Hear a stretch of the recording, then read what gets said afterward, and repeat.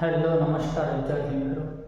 તો આપણે આજે ધોરણ 7 ચેપ્ટર નંબર 2 તેમાં પ્રાણીઓમાં પોષણ વિશે આપણે ભણવું છે। એના વિશે પ્રાણીઓમાં પોષણ વિશે। હવે પ્રાણીઓમાં પોષણ વિશે ભણતા પહેલા આપણે સૌપ્રથમ વાત કરી લઈએ કે આપણે શા માટે ભણવું છે। તો મિત્રો આવનારી ટેટ 2 ની એક્ઝામમાં 6 થી લઈને 8 સુધી ગણિત વિજ્ઞાનના શિક્ષક મિત્રો માટે ખાસ અગત્યના ચેપ્ટર તરીકે આ ચેપ્ટરનો સમાવેશ થાય છે। તો મિત્રો આમાંથી જેટલા વધારેમાં વધારે પ્રશ્નો બને તેટલા પ્રશ્નો આપણે કાઢી અને તૈયાર રાખ્યા છે અને તેમને આપણે આગળ ચર્ચા કરી અને ત્યારબાદ તેની સંપૂર્ણ માહિતી લેવાની છે। પણ અત્યારે આપણે સૌપ્રથમ વાત કરીશું મનુષ્યના પાચન તંત્ર વિશે વાત કરીશું મિત્રો। શેના વિશે? તો કે મનુષ્યના પાચન તંત્ર। હવે ઘણા બધા પ્રાણીઓ એવા હોય છે જે માંસાહારી હોય, ઘણા બધા પ્રાણીઓ એવા હોય છે જે તૃણાહારી હોય, ઘણા બધા પ્રાણીઓ એવા હોય છે જે મિશ્રાહારી અને ઘણા બધા પ્રાણીઓ એવા હોય છે જે શાકાહારી હોય છે।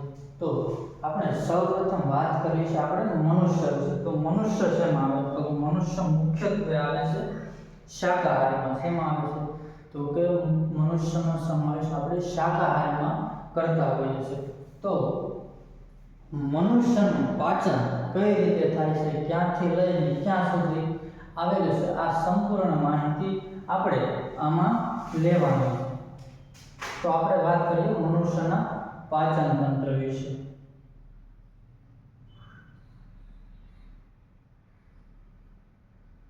તો આ છે મનુષ્યનું પાચન તંત્ર। વ્યવસ્થિત દેખાતું છે હું માનું છું। હવે મનુષ્યનું પાચન તંત્ર ક્યાંથી લઈ અને ક્યાં સુધી લંબાણેલું છે? મનુષ્યનું પાચન તંત્ર મુખથી લઈ અને મળદ્વાર સુધી લંબાણેલું છે। તેમાં ઘણી બધી ગ્રંથિઓ આવેલી છે, ગ્રંથિઓમાંથી ઘણા બધા સ્ત્રાવો થાય છે, ઘણા બધા અંગો આવેલા છે। આમને આપણે સંપૂર્ણ વાત કરવી છે। શેની વાત કરીએ? તો કે મનુષ્યના પાચન તંત્ર વિશેની આપણે વાત કરવી છે। હવે મનુષ્યનું પાચન તંત્રની શરૂઆત ક્યાંથી થાય? તો કે મનુષ્યના પાચન તંત્રની શરૂઆત થાય છે મુખથી। ક્યાંથી? મુખથી શરૂ થાય છે। હવે મુખથી શરૂ થાય, મુખની અંદર જાવ એટલે આવે છે મુખ ગુહા। શું આવે? તો કે મુખ ગુહા।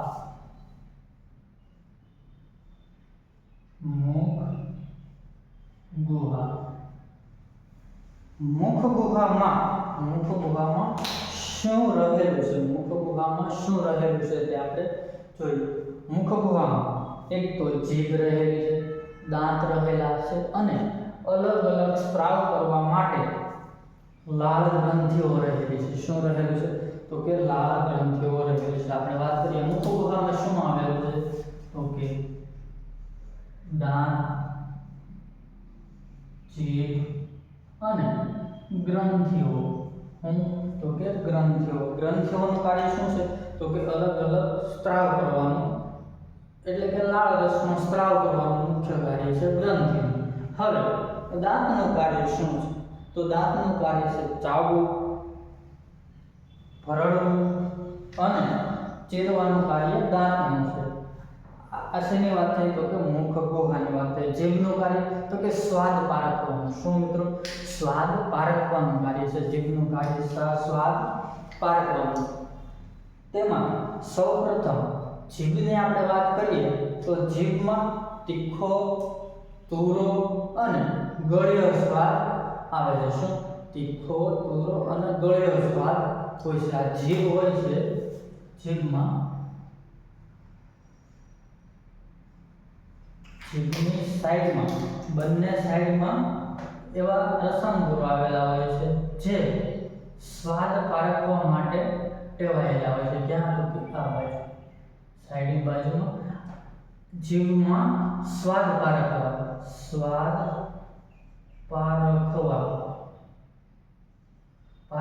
માટે ઘણા બધા એવા રસાંકુરો આપણે જીભમાં આવેલા હોય છે।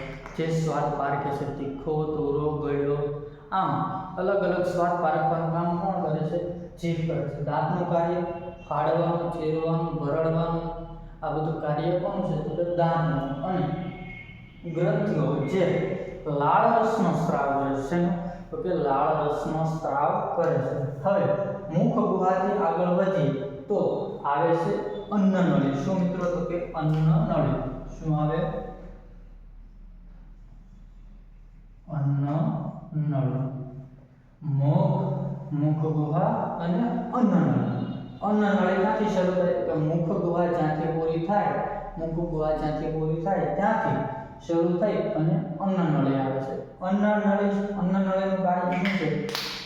તો કે મુખમાં જે ખોરાક લીધો, મુખ ગુહામાં આવ્યો, મુખ ગુહામાં થઈ અન્નનળીમાં થઈ અને એ અહીંયા જઠર સુધી પહોંચાડે છે. ક્યાં મિત્રો?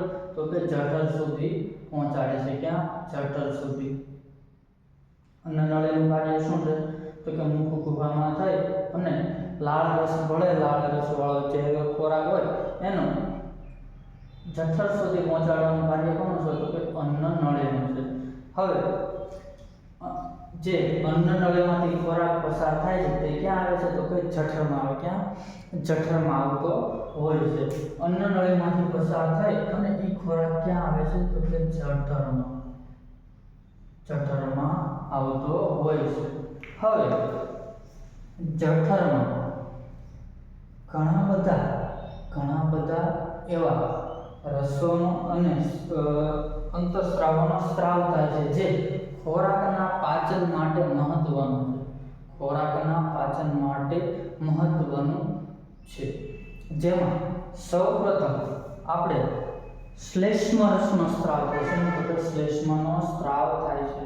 હવે આપને પ્રશ્ન થાય કે સાહેબ જે જઠરમાં ખોરાક જાય છે એ ત્યાં પડ્યો રહેશે, એનું કાંઈ શોષણ, પરિપાચન, આવું કાંઈ થાય છે નહીં. તો મિત્રો જે મુખ ગુહામાં થઈ અને જે અન્નનળી મારફતે જઠરમાં ખોરાક આવે છે તેમાં ઘણા બધા રસો અને ઘણા બધા એવા અંતઃસ્ત્રાવોનો સ્ત્રાવ થાય છે જે જઠરમાં ખોરાકની સાથે ઓલવાય છે. ખોરાક છે જઠરમાં આવે ત્યારબાદ ખોરાક જઠરની અંદર લગભગ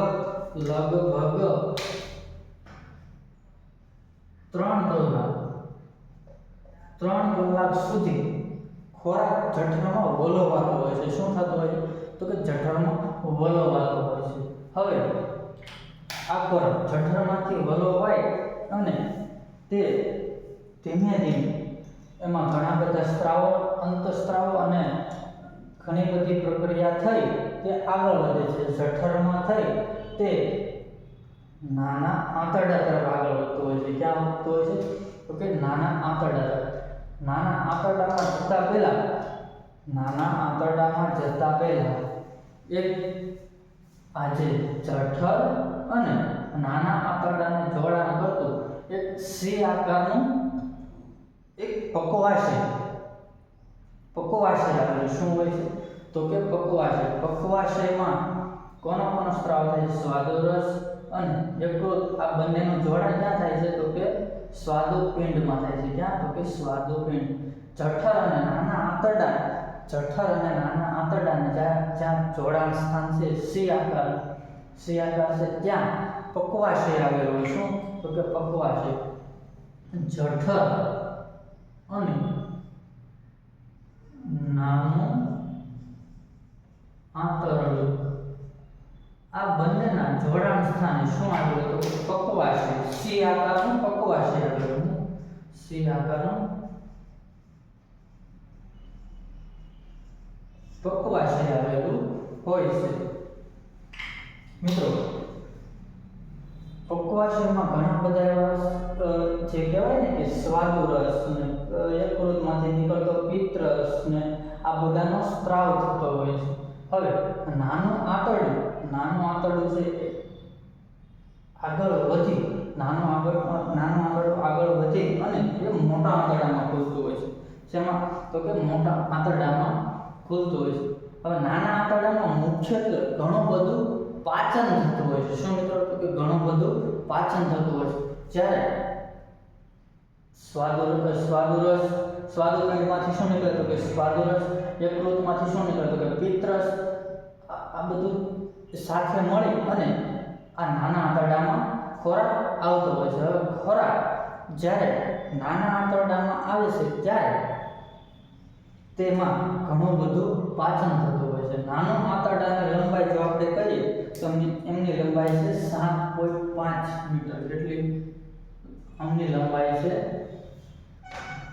7.5 મીટર લંબાઈ છે નાના આંતરડાની. કેટલી? તો કે 7.5 મીટર લંબાઈ છે નાના આંતરડાની. હવે નાનું આંતરડું આગળ વધી અને મોટા આંતરડામાં ખુલે છે. મોટા આંતરડામાં ખુલતું હોય છે. મોટા આંતરડાનું મુખ્ય કાર્ય શું? તો કે અપાચિત ખોરાક છે. મુખ્ય કાર્ય અપાચિત ખોરાક આપણે નાના આંતરડામાંથી આવ્યો છે એનું શોષણ કરવાનું છે. શું કરવાનું? તો કે એમાંથી ઘણા બધા એવા દ્રવ્યો હોય તેનું શોષણ કરવાનું કાર્ય મોટા આંતરડાનું છે. કોનું છે? કે મોટા આંતરડાનું છે. જે નાના આંતરડામાંથી ખોરાક આવ્યો છે એનું જે વધારાનો ખોરાક છે એમાંથી અમુક ટકા શોષણ કરવાનું કાર્ય કોનું છે? તો કે મોટા આંતરડા. નાના આંતરડામાંથી ખોરાક ક્યાં આવે છે? નાના આંતરડામાંથી ખોરાક મોટા આંતરડામાં આવતો હોય છે. હવે આ મોટા આંતરડામાં આવેલો ખોરાક જે વધારાનો જે કંઈ હોય તેમનું અમુક જે આપણા શરીર માટે ઉપયોગી હોય છે તેમનું એ શોષણ કરતા હોય છે. શું કરશે? શોષણ કરશે. હવે મોટા આંતરડાની લંબાઈ કેટલી છે? મોટા આંતરડાની લંબાઈ, તેમની લંબાઈ છે 1.5 મીટર. કેટલી લંબાઈ છે? તો કે 1.5 મીટર લંબાઈ છે. હવે મોટા આંતરડામાં શોષણ થયા બાદ જે વધારાનો ખોરાક હોય છે તે વધારાનો ખોરાક તો આપણે હવે નહીં કહીએ, પરંતુ વધારાનો કચરો શેમાં આવે છે? તો કે મળાશયમાં આવે છે. શેમાં આવે છે? મળાશયમાં.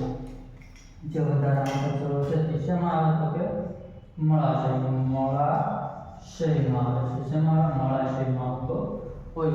મળાશયમાં થોડા સમય બાદ સમયાંતરે મુખ્યત્વે સવારમાં મોર્નિંગના સમયમાં તે મળદ્વાર દ્વારા મળનો ત્યાગ થતો હોય છે. શું થતો હોય છે? તો કે મળદ્વાર દ્વારા મળનો ત્યાગ થતો હોય છે. શું થાય છે? તો કે મળદ્વાર દ્વારા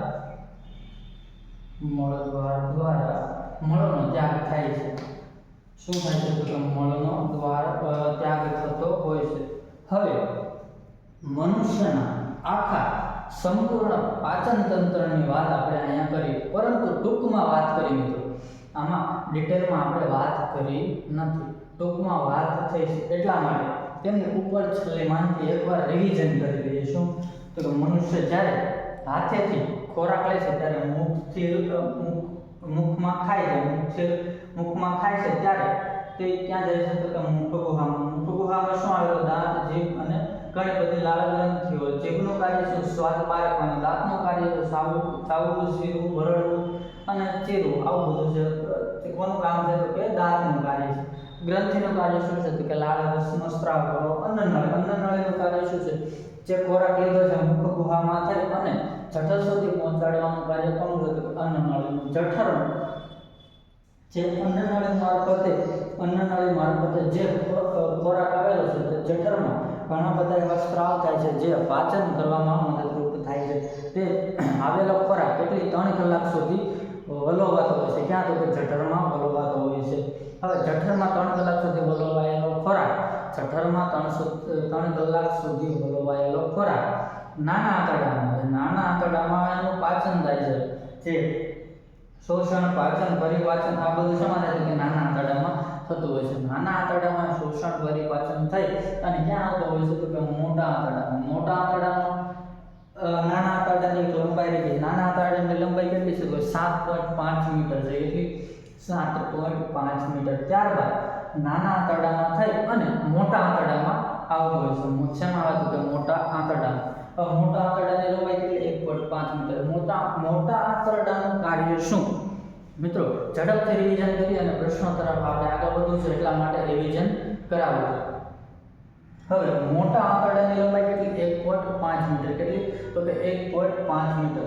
હવે મોટા આંતરડામાં થઈ વધારાનો ખોરાક જેને આપણે મળ ત્યાગ તરીકે બહાર કાઢીએ છીએ અને કચરો કહીએ છીએ તે મળાશયમાં આવે છે. મળાશયમાં થઈ અને સમયાંતરે લગભગ મોર્નિંગના સમયમાં મળ દ્વારા આપણે તેનો ત્યાગ કરતા હોઈએ છીએ. આ છે મિત્રો મનુષ્યના પાચન તંત્રની ટૂંકમાં માહિતી. શું છે ટૂંકમાં માહિતી? હજી આમાં ઘણો બધો આપણે ઉમેરો કરી શકીએ, પરંતુ આપણે આગળ વધવું છે પ્રશ્નો તરફ, જે મુખ્યત્વે આવનારી ટેટ 2 ની એક્ઝામ માટે ગણિત વિજ્ઞાનના શિક્ષકો માટે મહત્વના છે. ઠીક છે મિત્રો, તો આપણે આગળ વધવું છે પ્રશ્નો તરફ.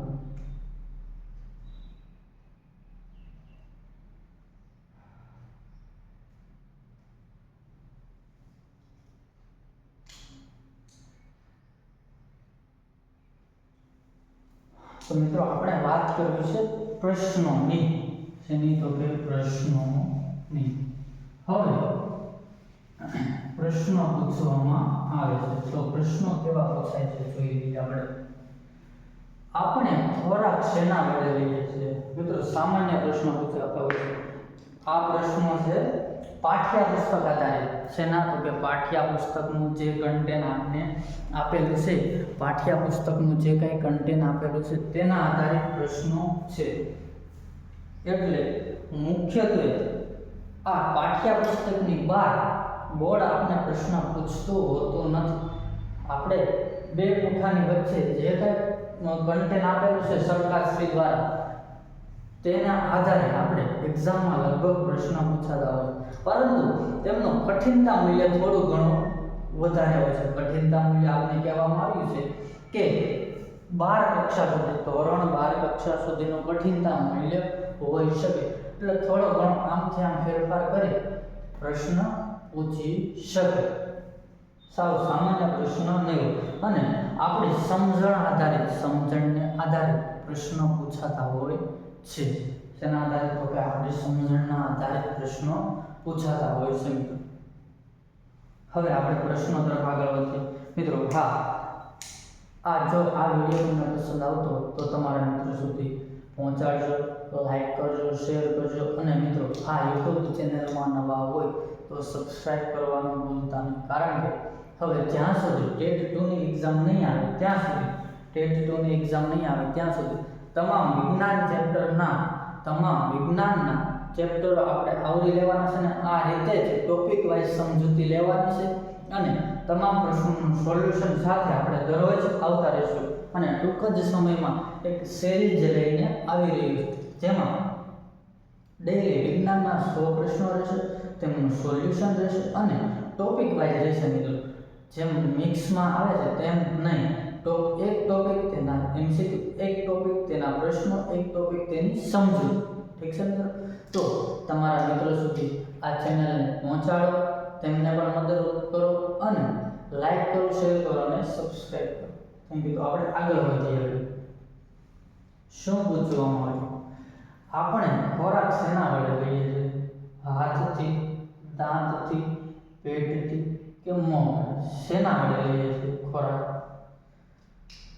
કન્ફ્યુઝન વાળો પ્રશ્ન છે. હાથથી પણ આવે અને મોં વડે પણ આવે. તો જવાબ આપજો આનો કોમેન્ટમાં. પહેલી કોમેન્ટ તમારે કરવાની છે. શેની? તો કે આ પ્રશ્નોની.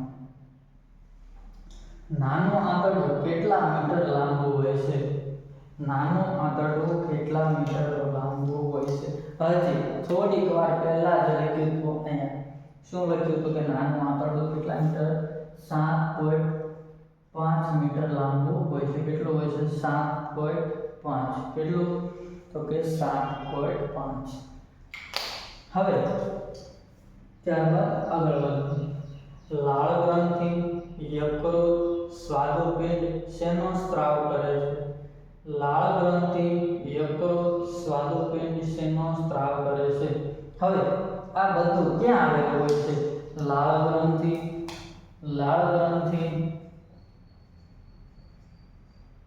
ક્યાં આવેલું હોય છે? તો કે મુખમાં. યકૃત અને સ્વાદુપિંડ.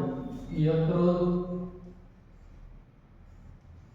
સ્વાદુપિંડ ક્યાં આવેલું? તો કે જઠર. આ છે તમારું જઠર.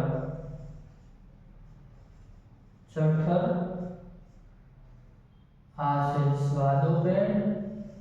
આ છે યકૃત. ક્યાં આવેલું છે? તો કે જઠર અને નાના આંતરડાની શરૂઆત એટલે કે સી આકારમાં પક્વાશય જ્યાં યકૃત અને સ્વાદુપિંડ આવેલો છે ત્યાં તે શું કરે? તો કે વિવિધ પાચક રસનો સ્ત્રાવ કરે છે. શું કરે છે?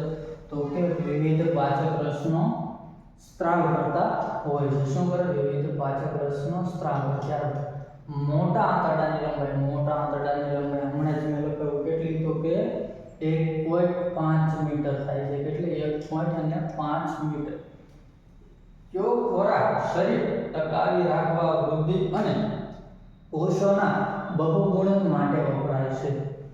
કયો ખોરાક શરીર ટકાવી રાખવા, વૃદ્ધિ અને કોષોના બહુગુણન માટે વપરાય છે?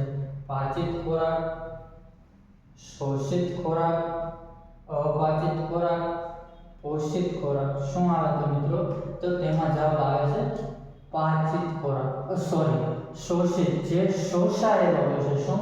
જે શોષાયેલો ખોરાક છે તે આપણને શોષાયેલો ખોરાક છે તે આપણને જીવન ટકાવી રાખવા, કોષોના બહુગુણન માટે વપરાતો હોય. શું હોય છે? તો કે બહુગુણન માટે વપરાતો હોય છે. હવે યકૃત શેનો સ્ત્રાવ કરે છે? યકૃત શેનો સ્ત્રાવ કરે છે? યકૃતનું કાર્ય શું મિત્રો? યકૃત શેનો સ્ત્રાવ કરે છે? તો યકૃત શેનો સ્ત્રાવ કરે? તો કે પિત્તરસનો સ્ત્રાવ કરે. શેનો? તો કે પિત્તરસનો સ્ત્રાવ કરતું હોય છે. ત્યારબાદ આગળ વધીએ. મુખ ગુહાથી શરૂ કરીને મળદ્વારમાં શું અંત આવે છે? મુખ ગુહાથી શરૂ કરીને મળદ્વારમાં શું અંત પામે છે? હવે પોષણ, પાચન, ખોરાક કે પાણી શું આવતું હશે? છે ને થોડા ઘણા કહેવાય ને ટ્વિસ્ટ કરી દે, આપણને કન્ફ્યુઝ કરે એવા પ્રશ્નો. તેમાં આવે છે પાચન, ખોરાક આવે. શું આવે? તો કે ખોરાક આવે છે. સ્ટાર્ચનું સરળ શર્કરામાં પણ રૂપાંતરણ કરે છે. જે આપણે ખોરાક લઈએ તેમાં ઘણી બધી વખત સ્ટાર્ચ આવેલી હોય છે. મુખ્યત્વે બધા ખોરાકમાં સ્ટાર્ચ આવેલી હોય છે. તેનું શર્કરામાં પણ રૂપાંતરણ કરે છે. તો કે લાળ. કોણ કરે? તો કે લાળ કરે છે. સામાન્ય રીતે આપણે મોંમાં શું આવેલા હોય છે? તો બેક્ટેરિયા, જીવાણુ, શર્કરા કે એસિડ. શું આવેલું? તો આપણા મોંમાં બેક્ટેરિયા આવેલો હોય. શું આવેલો હોય? તો કે બેક્ટેરિયા આવેલા હોય છે. શોષાયેલો ખોરાક શરીર માટે જરૂરી પ્રોટીન જેવા જટિલ ઘટકોના બંધારણમાં વપરાય તેને શું કહેવાય? તેને આપણે શું કહીશું મિત્રો? શું કીધું? તો કે પ્રોટીન જેવા જટિલ ઘટકોના બંધારણમાં વપરાય તેને શું કહીશું? તો કે સ્વાંગીકરણ કહીશું. શું કહીશું? સ્વાંગીકરણ. યકૃતમાંથી કયો રસનો સ્ત્રાવ થાય છે? યકૃતમાંથી પિત્તરસનો સ્ત્રાવ થાય છે. શું થાય? તો કે પિત્તરસ. ખોરાકને શરીરની અંદર લેવાની પ્રક્રિયાને શું કહે છે? ખોરાકને શરીરની અંદર લેવાની પ્રક્રિયાને શું કહે છે? અંતઃગ્રહણ કહે છે. શું કહેવાય? અંતઃગ્રહણ. મોટી અને આછા બદામી રંગની ગ્રંથિ જે જઠરની નીચે આવેલી હોય છે કયો મિત્રો જવાબ વાળો? શું આવે છે? હમણાં જ કીધું, લગભગ 10 થી 15 મિનિટ પહેલા જ કીધું. શું આવેલું હોય છે? તો કે સ્વાદુપિંડ આવેલું. શું આવેલું હોય છે? સ્વાદુપિંડ આવેલું હોય છે. ત્યારબાદ આગળ વધીએ. પ્રાણીઓના અર્ધપાચિત ખોરાકને શું કહે છે? પ્રાણીઓના કીધું છે મિત્રો, મનુષ્યના નહીં. હવે પ્રાણીઓના અર્ધપાચિત આપના પ્રશ્ન થાય કે પ્રાણીઓમાં અર્ધપાચિત ખોરાક હોય તો તેમનું સંપૂર્ણ પાચન ક્યારે થાય? તો જ્યારે પ્રાણી ખાય છે ને ત્યારે તે જેવું આછું પાતળું સાવી અને ખાઈ જતું હોય છે, પરંતુ જ્યારે તે નિરાંતે બેઠે છે ને ત્યારે આપણે જોતા હોઈએ છીએ કે તે ધીમે ધીમે વાગોળતું હોય. શું કરશે? તો કે વાગોળતું હોય છે. આ એનું પરિપાચન થતું હોય છે. ફરીવાર જે અર્ધપાચિત હોય ને ફટાફટ ખાઈ લીધો હોય તે પહેલા પેટમાં આવી જાય છે, પછી તે નિરાંતે વાગોળવાનું કાર્ય કરે છે. તેને શું કહીશું? અર્ધપાચિત જે ખોરાક હોય ને તે ફરી પાછું પાચન કરવા માટે આવે છે. તેને શું કહેવાય? તો કે વાગોળવું કહેવાય. શું કહેવાય? વાગોળવું કહેવાય. કાર્બોદિતનું પાચન થઈ શેમાં રૂપાંતરણ પામે છે? કાર્બોદિતનું પાચન થઈ અને શેમાં રૂપાંતરણ પામે છે? આ છે મિત્રો કાર્બોદિત. કાર્બોદિતનું પાચન થઈ અને શેમાં રૂપાંતરણ પામે? તો કે ગ્લુકોઝ અને શર્કરા. શું? ગ્લુકોઝ અને શર્કરામાં મુખ્યત્વે રૂપાંતરણ થતું હોય છે. ત્યારબાદ આગળ વધીએ. અન્નધાનીમાં પાચક રસ દ્વારા ખોરાક સરળ પદાર્થમાં ફેરવાય શેમાં શોષણ પામે છે? કરો મિત્રો કોમેન્ટ. આનો જવાબ તમારે આપવાનો છે. ત્યારબાદ આગળ વધીએ. શોષાયેલો ખોરાક શેના દ્વારા શરીરના વિવિધ અંગો સુધી પહોંચે છે? શોષાયેલો ખોરાક જે આપણે શોષાયેલો ખોરાક હોય છે એ શરીરના વિવિધ અંગો સુધી કઈ રીતે? તો કે રુધિર વાહિનીઓ દ્વારા પહોંચે છે. મિત્રો ભૂલથી દબાવાઈ ગઈ છે. પ્રોટીનનું પાચન થાય શેમાં ફેરવાય છે? પ્રોટીનનું પાચન થાય શેમાં મિત્રો ફેરવાય છે? આ પણ મિત્રો તમારે કોમેન્ટ કરવાની છે મિત્રો. હા, હવે આવા જ પ્રશ્નો, આવા જ ટોપિક અને આવનારી એક્ઝામ માટે ખૂબ જ અગત્યના આવા ચેપ્ટર મુજબ, ટોપિક મુજબ જે સમજણ અને જે પ્રશ્નો જોવા છે તો મિત્રો આપણી ચેનલને લાઈક કરો, શેર કરો અને સબસ્ક્રાઇબ. હવે દરરોજ આપણે આવા પ્રશ્નો અને ટોપિક મુજબની સમજણ આધારિત પ્રશ્નો લઈને આવતા રહીશું. મિત્રો તમારા મિત્રો સુધી આ ચેનલને પહોંચાડો, લાઈક કરો, શેર કરો અને સબસ્ક્રાઇબ કરો. Thank you.